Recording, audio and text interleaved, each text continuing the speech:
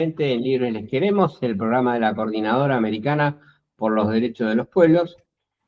Hoy es viernes 22 de mayo.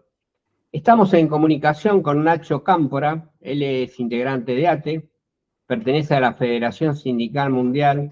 Están preparando un acto en conmemoración de Agustín Tosco, una figura relevante del Cordobazo. Esto sucedió en el año 69. Queríamos preguntarte, Nacho, ¿qué nos puedes decir? ¿Cómo es esto de la conmemoración? Y qué mirada tenés al día de hoy, ¿no? Con relación a esos años. Bien, bueno, ¿cómo están ahí Ángel, José? Gracias por el llamado. Bueno, nosotros tenemos efectivamente, como planteaste, tenemos el 29 de mayo acá en la ciudad de Buenos Aires un acto político sindical de nuestra corriente sindical que lleva el nombre de Agustín Tosco, la corriente nacional Agustín Tosco. Y obviamente que un aniversario de Cordobazo sirve para conmemorar la figura, ¿no? ¿Quién es Tosco? Que de hecho hoy se cumplen su aniversario de nacimiento, hoy 22 de mayo es su aniversario. Pero llevándolo a quién es Tosco y por qué reivindicamos la figura de Tosco hoy en 2026, Tosco fue el líder sindical de Luz y Fuerza de Córdoba, de la CGT de los argentinos, que llevó adelante en un fenómeno que se llamó la Unidad Obrero Estudiantil, en ese momento concreto en Córdoba, dictadura de Onganía. Fue su protagonista junto a otros compañeros que venían del peronismo, Atilio López, Elpidio Torres, de una revuelta popular, ¿no? De una rebelión popular en esa ciudad que era el epicentro industrial, pero también era uno de los núcleos más importantes del movimiento estudiantil de la época de nuestro país. Ahí la Federación Universitaria de Córdoba, el compañero Escrimini, jugaron un rol también muy importante en esa unidad en la acción, que protagonizó esa huelga de un sector que era muy bien remunerado, era una clase obrera argentina que tenía muy buenos ingresos en términos generales, que estaba en un contexto de dictadura, pero particularmente el valor de Tosco en ese contexto es la construcción de la unidad y la construcción de un sindicalismo que se planteaba no solo tener buenos salarios, sino que planteaba la lucha en ese momento histórico por la democracia y por el socialismo, ¿no?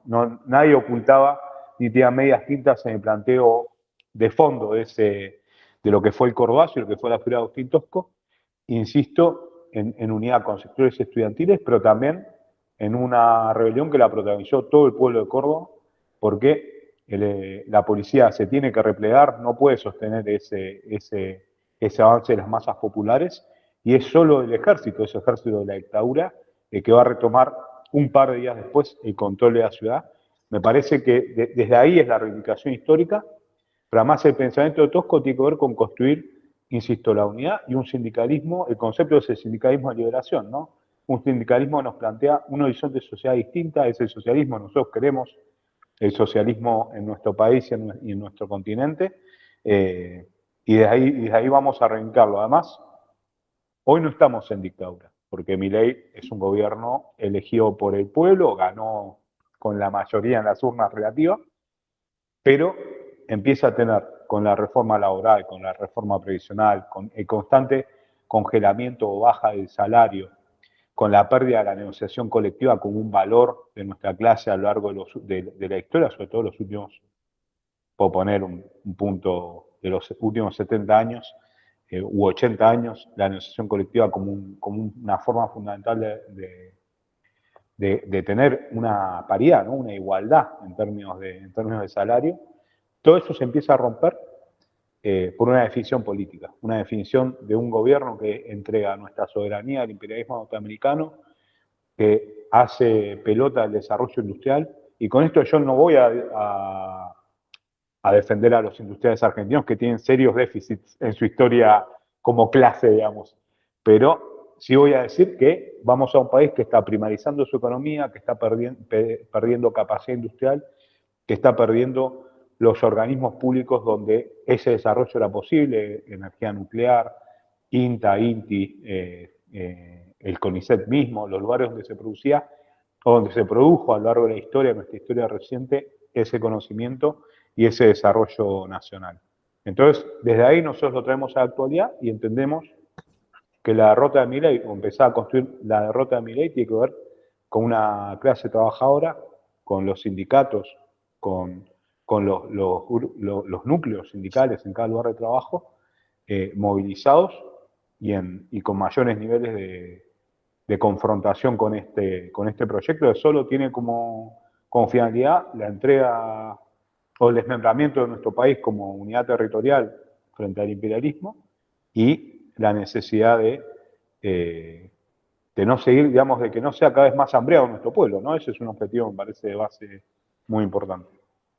Es muy estimulante pensar el cordobazo como uno de los puntos de quiebre de la historia argentina, ¿no? Un punto, o sea, el resultado de un proceso de acumulación de fuerzas largo, pero que sobre todo se condensa en la reunificación del movimiento obrero luego del golpe de Gorila y los debates que se dan en los 60, en La Falda, en Huerta Grande, una CGT que prevalece en los sectores combativos hasta el golpe del 66, ¿no? En donde aparece de vuelta una corriente entreguista, la corriente dialoguista, participacionista, y por eso es muy interesante distinguir entre sindicalismo y sindicalismo de liberación, ¿no?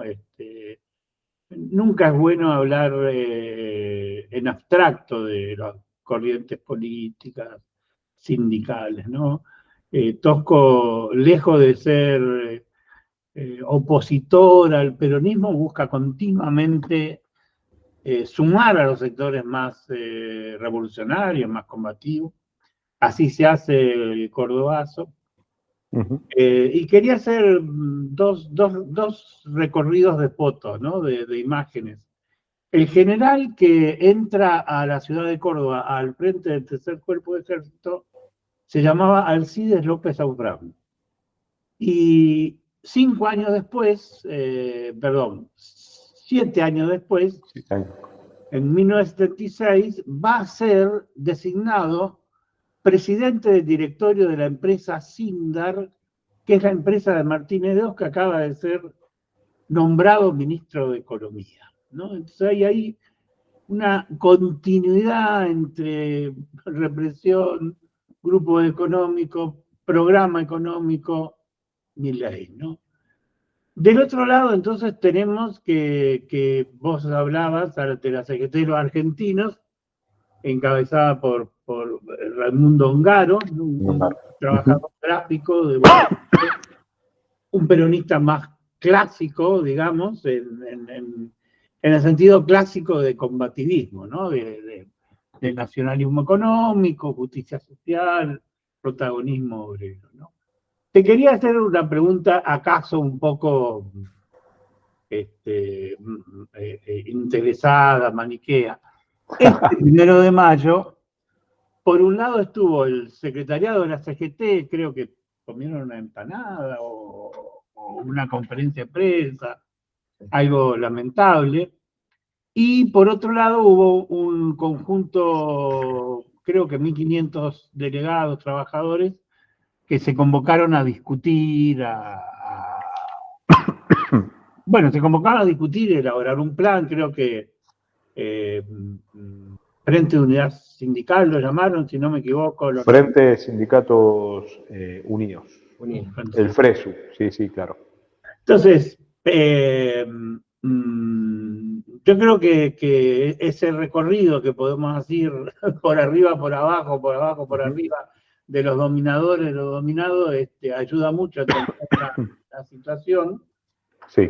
Y me gustaría que, como parte del movimiento organizado, obrero organizado, incluso seamos justos, de la parte organizada de los trabajadores registrados, ¿no? ¿Cómo ves la situación? ¿Cómo ves tu gremio, ATE? ¿Cómo ves las centrales de trabajadores? ¿Y qué perspectiva le das a ese proyecto que se puso en marcha, ¿no? Nuevo? Totalmente. Ahí la pregunta tuya, José. Efectivamente, nosotros llegamos al 1 de mayo Primero, no era uno más porque eran 30 años de la CTA. Eso se hizo el 29 de abril en el Senado, un plenario conjunto de las dos centrales, la autónoma y la de los trabajadores, pero que fue previo al 1 de mayo, pero está orientado, digamos, a esa dinámica, donde hubo discursos de los más interesantes del último tiempo de Hugo Yasky y de Cachorro, incluso proponiendo la necesidad de la confrontación callejera con este modelo que nos impone Milei. Eso me parece un punto interesante para tenerlo ahí en el tintero. Después tuvimos efectivamente un acto de la CGT el 30 de abril, la CGT oficial, digamos, del triunviro, que fue una misa, y en todo caso, lo único para decir superador a lo que veníamos, una CGT que no está dispuesta a luchar en términos generales, es que hubo algún tipo de discurso un poco más confrontativo con el gobierno. Pero también lo que dijeron en ese acto, que es para tomar nota, es los gobernadores de alguna manera nos dejaron en banda. Por ende ahí desnuda esa trama de negociación que tuvieron la CGT y los gobernadores para conceder lo que finalmente se tradujo el 28 de febrero, la reforma laboral, que nos va a costar décadas posiblemente revertir los efectos en el mundo de los trabajadores. Y como bien decías vos, el 1 de mayo hubo un plenario muy grande de este Frente de Sindicatos Unidos, que lo conforman centralmente ATE Nacional, la UOM y el Sindicato de Aceiteros Jofra, que es un espacio interesante que hay que ver en qué fructifica, digamos, pero que tuvo iniciativas muy interesantes desde el punto de vista que surge al calor de la lucha contra la reforma laboral, se moviliza, es el protagonista de las 3 movilizaciones que hubo por lo menos en Capital Federal contra la reforma laboral, que abrió el juego a otras organizaciones, no solo del ámbito de la CGT, sino también de la CTA. Bueno, el caso de ATE es un sindicato muy grande de la CTA autónoma y una parte de la que yo integro somos parte de la CTA de los trabajadores, pero que tuvo como objetivo ese encuentro del 1 de mayo, que es lo más interesante para mí, un programa de los trabajadores y trabajadoras, que rescata mucho de lo que hablábamos previamente del Cordobazo, pero que además rescata eso que vos decías, los programas de Huerta Grande, de La Falda. Quizá lo más avanzado que nuestro movimiento de trabajadores y trabajadoras fue trabajando a lo largo de su historia más reciente, digamos, o de los últimos 50, 60 años. Y me parece que ahí hay un punto que hay que darle crédito a ese espacio, ¿sí? Que hay que participar de cada una de las organizaciones, eso sin duda, que hay una discusión si es el espacio estratégico, táctico. Yo creo que hoy es táctico, hay que verlo. Para lo estratégico falta un montón, digamos. O sea, para que sea estratégico, además debería encaminar una lucha que tenga otro tipo de objetivos, digamos, que hoy no se los plantea tampoco. Pero sí se plantea la recuperación de la soberanía nacional, se plantea la necesidad de defender la industria nacional, se plantea recuperar los derechos de los trabajadores, la negociación colectiva, etcétera, etcétera, la participación en la economía o en la ganancia de los trabajadores, un reclamo histórico de nuestra clase que pasa a veces desapercibido, pero que es muy importante que los trabajadores y trabajadoras ejerzamos nuestro derecho de participar en las ganancias de las empresas, porque es algo que garantiza la Constitución, pero que nadie cumple, digamos. No, jamás de... Salvo contados convenios de trabajo.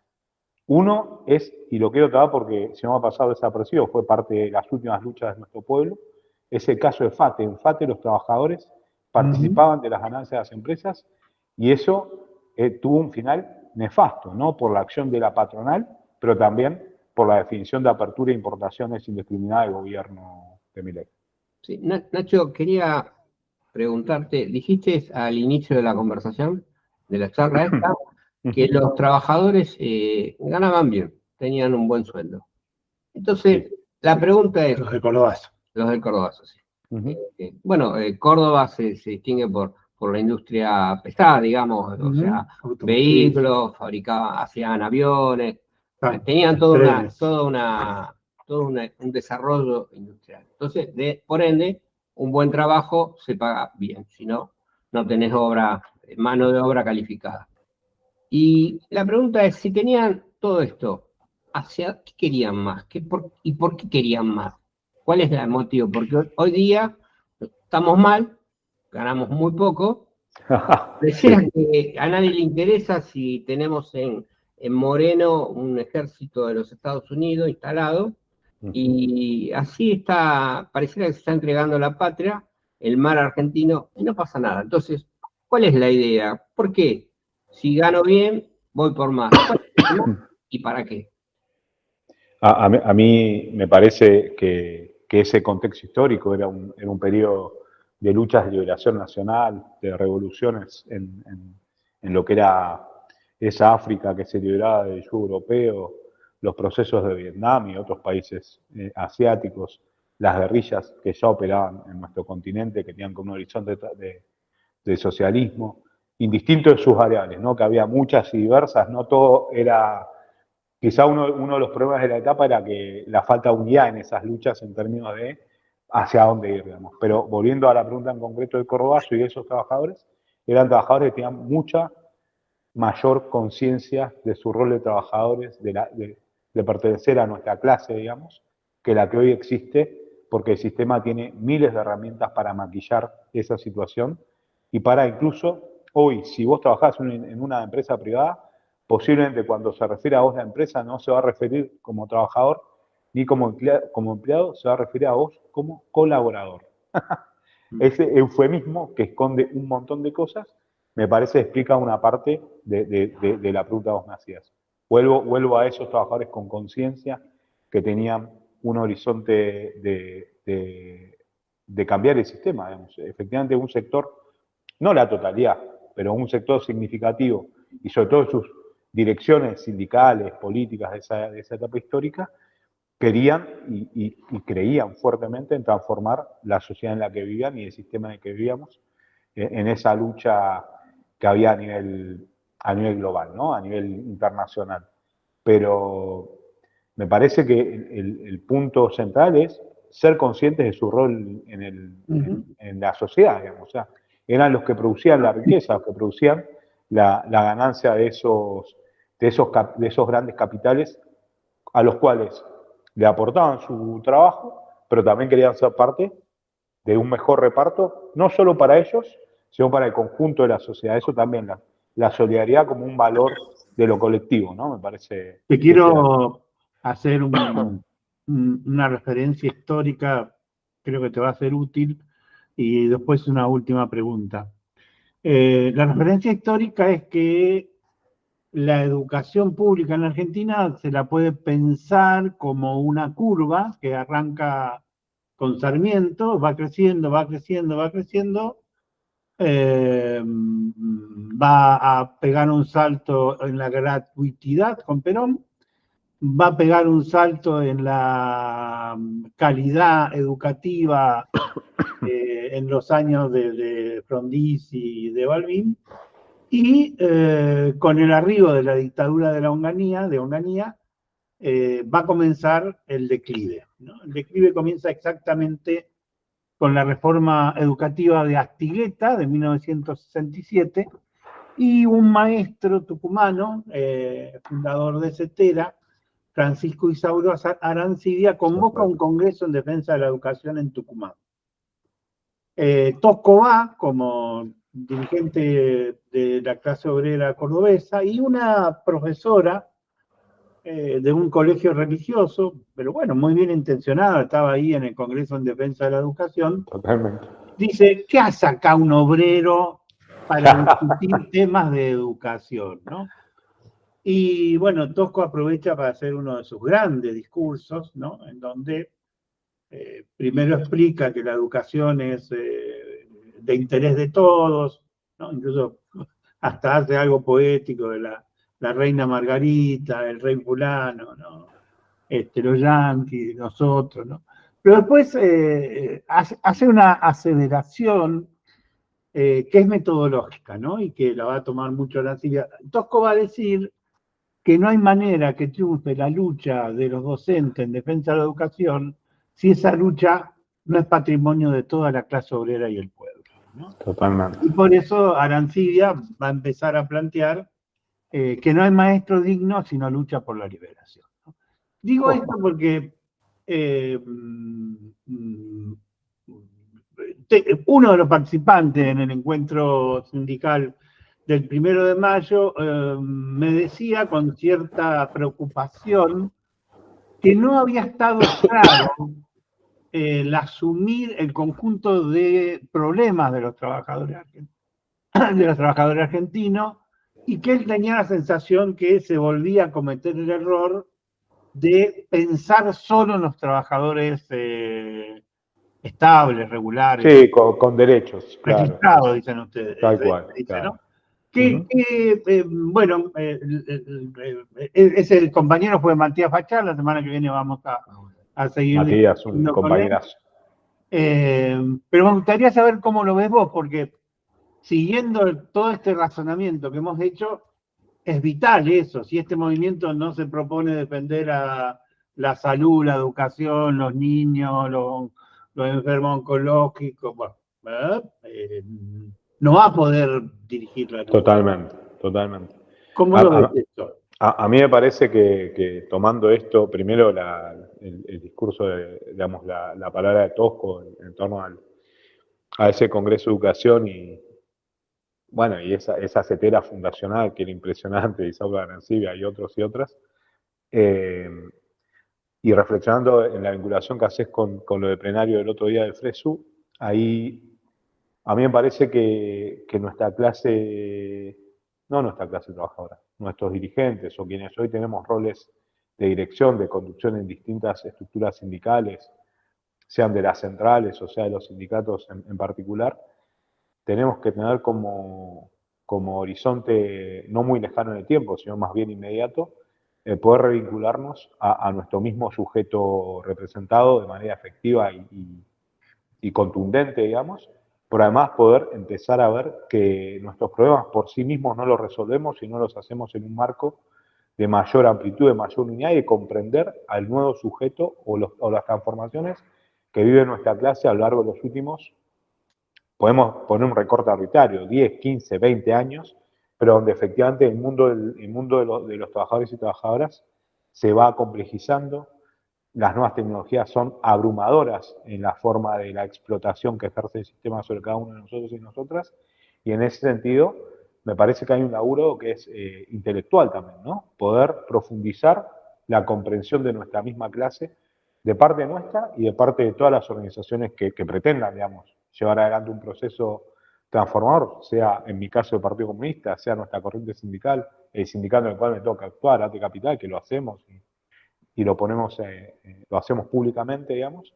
Me parece que ahí está el desafío, cómo nosotros buscamos y comprendemos a ese sujeto que pedalea 8 horas por día una bicicleta para ganar 30.000, 40.000 mangos en un día, pero termina muerto porque pedaleó decenas de kilómetros arriba de una bicicleta llevando pedidos o paquetes, digamos, o el compañero y compañera que perdió el laburo en relación de dependencia y que hoy maneja un Uber o reparte pedidos con su furgoncito de Mercado Libre, ¿no? Y que está también en una cantidad de horas que no tiene un reconocimiento siquiera de seguridad social, si no lo paga él mismo, digamos.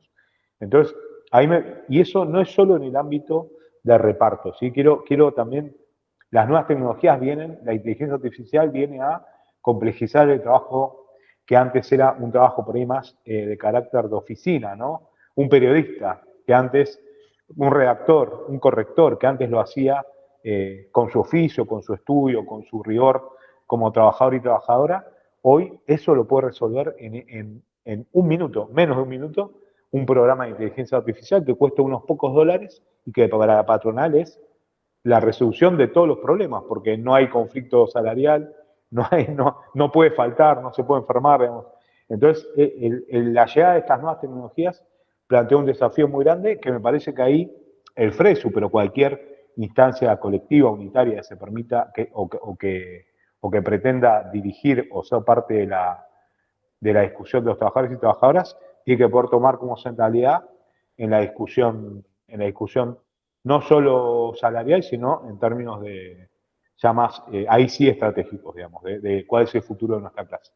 Nacho, te agradecemos, tenemos un tiempo de grabación y vamos a seguramente seguir charlando porque el tema sindical es muy atrayente, desde el lugar que un obrero se para ante una sociedad que pareciera hoy día estar totalmente en otra, una dirigencia que pareciera también estar totalmente en otra, y se abren muchos temas, así que te vamos a volver a convocar para continuar esta charla, y te damos las gracias. Y buena suerte en el acto. Y buena suerte en el acto. Muchas gracias, compañeros. Gracias y estamos a disposición. Gracias a vos. Hasta luego. Chao, chao. No, yo me quedé con ganas de preguntarle, no quise preguntarle porque